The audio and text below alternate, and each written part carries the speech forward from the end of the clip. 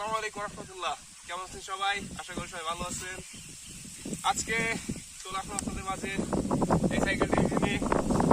এটা আমার 2019 সালে কেনা এই সাইকেল। এই সাইকেলে দুর্ঘটনা আছে আর কি বলা যায়, এক প্রকার গল্প তৈরি করে ফেলা যাবে সাইকেলটি নিয়ে। কারণ মাঝে সাইকেলটি আমার চুরি হয়ে গিয়েছিল, পরে আবার উদ্ধার করছিলাম। এরও একটা ভিডিও নিশ্চয় দেওয়া আছে, আপনারা দেখেছেন হয়তো। তো আজকে এই সাইকেলটি রিভিউ করবো, অর্থাৎ সাইকেলে কি কি আছে এগুলো বিষয়ে নিয়ে আলোচনা করবো এবং সাইকেলটি কোন পারপাসে ইউজ করা যাবে এগুলো নিয়ে বিস্তারিত আলোচনা করব। তো সম্পূর্ণ ভিডিওটি দেখতে থাকুন, আশা করি ভালো লাগবে।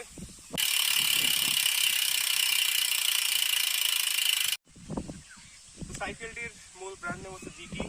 এটা একটি আমেরিকান ব্র্যান্ড। এটার মডেল হচ্ছে জিটি অ্যাভালান্স স্পোর্টস 2014, অর্থাৎ এটা 2014 সালের সাইকেল। এখনো রং দেখে মনে হয় না যে এটা 2014 সালের সাইকেল, এখনো প্রায় সে ফ্রেশ রং আছে। তো আসুন প্রথমে দেখা যাক সাইকেলটি ফ্রেম নিয়ে। সাইকেলটি ফ্রেম হচ্ছে 6061 aluminium alloy triple triangle design frame. এটা ফ্রেম সাইজ হচ্ছে 19 ইঞ্চি। কালারটা হচ্ছে লাইট ব্ল্যাক টাইপের সাথে হোয়াইট, এবং এটা টিয়া কালার বলে টিয়া কালারের মিক্স আছে। এরপরে আসা যাক সাইকেলটির ফর্ক নিয়ে। এই ফর্কটি হচ্ছে XCR32, যদিও XCR32 লেখা আছে, এটা XCR32 না, এটা XCR32 কপি। অর্থাৎ এটা XCM30 বা XCR32 যে নামে থাকুক, এই দুইটাই হচ্ছে কপি, সেম ফর্ক, এর মধ্যে কোনো তফাৎ নাই, জাস্ট উপরে স্টিকারটা পাল্টানো।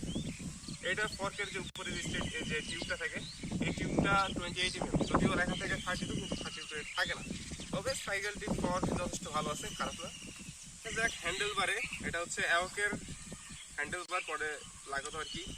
এটা 780 mm, অর্থাৎ এর লেন্থ হচ্ছে 780 মিলিমিটার, এবং এতে লাগানো আছে শর্ট স্ট্রিম। এটা অ্যাওকের শর্ট স্ট্রিম, যে কারণে এটার কন্ট্রোলিংটা ভালো পাওয়া যায়, অর্থাৎ অফরোডে আপনি ভালো কন্ট্রোল করতে পারবেন, সাইকেলের নিয়ন্ত্রণ হারাবে না সহজে। এবার আসা যাক সাইকেলের ব্রেক নিয়ে। সাইকেলের ব্রেক আছে হচ্ছে M396, এটা হচ্ছে 2 ফিঙ্গার ব্রেক, এবং এটার ক্যালিপার হচ্ছে M396 এর। অর্থাৎ ব্রেকটি মোটামুটি ভালো মানে বলা যায়, মোটামুটি বললে ভুল হবে, বর্তমান বাজার হিসাবে এটা যথেষ্ট ভালো ব্রেক, কারণ বর্তমান বাজারে সীমানো ব্রেক নাই বললে চলে। তার উপরে এই মডেলটা এখন মার্কেটে নতুন কিনতে পাওয়া যায় না। ব্রেকটি আমি দীর্ঘ 3 বছরের উপরে ব্যবহার করছি, কিন্তু ব্রেকটি পারফরমেন্স আজও কমেনি, যথেষ্ট ভালো আছে পারফরমেন্স। এরপর আসা যায় গ্রুপ সেটে। এটা হচ্ছে সীমানোর গ্রুপ সেট, অর্থাৎ এটা শিফটার হিসেবে আছে, এটা সীমানো M360 মডেলের শিফটার। এটা ডেরা হিসেবে লাগানো আছে এসেরা M360, এবং ক্যাসেট হিসেবে আছে 80 স্পিড সীমানো HG। আর চেইন হিসেবে আছে, এটা সঠিক বলতে পারবো না কেমন ব্র্যান্ডে, তবে নাম লেখা আছে বেস্ট চেইন, যদিও জানি না কোয়ালিটি কেমন, তবে ব্যবহারে যথেষ্ট ভালো মনে হচ্ছে। এবং এর সামনে চেইন রিং হিসেবে আছে স্নেইলের একটা চেইন রিং, এটা 3060। আর ক্রাঙ্ক হিসেবে যে ক্রাঙ্কের আর্ম হিসেবে আছে XCT, যদিও এখানে XCM স্টিকার লাগানো, তবে এটা XCT ক্রাঙ্ক। এটার সুবিধা হচ্ছে আপনি জাস্ট এরকম 4টা বোল্ট খুলে আপনি সামনে চেইন রিং পাল্টিয়ে সিঙ্গেল অথবা 3টা যে কটা ইচ্ছা করতে পারবেন, এটা হচ্ছে সুবিধা। এবং এর প্যাডেল হিসেবে আছে মেঘদার প্লাস্টিক প্যাডেল। এটা গরিবের সস্তা প্যাডেল বলতে পারেন, কিন্তু প্যাডেলের পারফরমেন্স যথেষ্ট ভালো। সাধারণ 250-300 টাকা যে অ্যালুমিনিয়াম অ্যালয় যে প্যাডেল পাওয়া যায়, এই প্যাডেলগুলো এতটা ভালো হয় না। ওই প্যাডেলগুলো কিছুদিন পরে লুজ হয়ে যায় এবং শব্দ করতে থাকে, আর রং উঠে যায়, তো আরও খারাপ অবস্থা হয়ে যায়। সেই হিসাবে প্লাস্টিক প্যাডেলগুলো যথেষ্ট ভালো। এগুলো আপনি আরামসে 2 বছর থেকে রাফ ইউজ করলে 2 বছর ইজিলি যাবে, আর যদি নর্মাল ইউজ করেন তাহলে 2 থেকে 2.5 বছরের বেশি চলে যাবে। সাইকেল সিট পোস্ট হিসেবে আছে অল্টারনেটিভ সিট পোস্ট, এটা 30.9, অর্থাৎ এটার যে ডায়ামিটার এটা হচ্ছে 30.9 mm, এবং এটার লেন্থ ছিল 350 mm, তবে আমি এটা কেটে পরে 300 mm করে ফেলেছি, যেখানে একটু ছোট হয়ে যাচ্ছে। এটা 2 ভোল্ট সিট পোস্ট, অর্থাৎ এই সিট পোস্টের ডিউরেবিলিটি যথেষ্ট বলা যায়, এবং এটা সহজে আপনি কখনো এরকম নর্মাল করবে না, এটা একদম স্মুথ টিউনিং করতে পারবেন, আর কখনোই মনে হবে না যে এটা নড়ে যাবে বা এরকম কিছু মনে হবে, একদম রিজিড টাইপের। আর এটার স্যাডেল হিসেবে আছে জিটির স্টক একটা স্যাডেল, জিটি ব্র্যান্ডিং এর যে স্যাডেল আছে সেটা, এটা খুবই ভালো মানের স্যাডেল। একবার চিন্তা করে দেখেন যে এটা প্রায় 6 বছরের উঠতে ব্যবহার হচ্ছে, কিন্তু এখন পর্যন্ত সিটের যে উপরে যে মেইন যে র্যাকসিন বা যে কাভার থাকে এটা এখনো রঙই নষ্ট হয়ে থাকে ভালো মতো।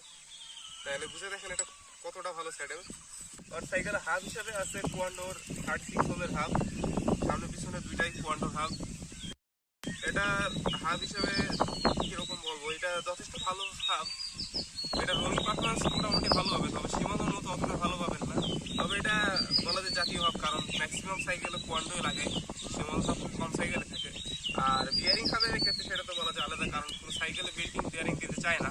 একমাত্র চায়না সাইকেলগুলো বা দেশ থেকে যেগুলো অর্ডার দিয়ে বানিয়ে নেওয়া হয় সেগুলোতে একমাত্র বিয়ারিং হাব থাকে। তাছাড়া ম্যাক্সিমাম যত ব্র্যান্ডেড সাইকেল আছে সবগুলোতেই কোন হাব, অর্থাৎ কুয়ান্ডো অথবা সীমানো অথবা ডিও এক্সটি এই জাতীয় কোন হাব থাকে, বিয়ারিং হাব থাকে না। এবার কথা সাইকেলের টায়ার নিয়ে।